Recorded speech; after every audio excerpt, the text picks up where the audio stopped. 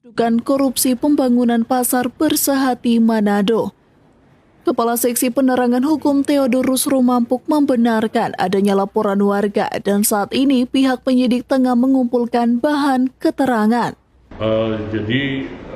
Tindak lanjut dari laporan pengaduan yang disampaikan kepada pihak Kejaksaan Tinggi Sulawesi Utara tentang adanya dugaan tindak pidana korupsi proyek pembangunan Pasar Bersahati Manado yang bersumber dari dana PEN tahun anggaran 2021 saat ini sudah tahap penyelidikan, di mana penyelidik sementara melakukan pengumpulan data dan bahan keterangan terhadap pihak-pihak terkait.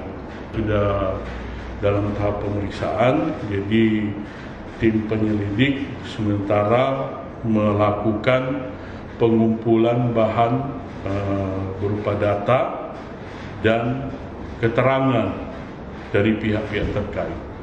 Diketahui pembangunan renovasi pasar tradisional Bersahati menggunakan dana pemulihan ekonomi nasional sebesar 60 miliar rupiah pada tahun anggaran 2021. Tim Liputan Kawanua TV melaporkan.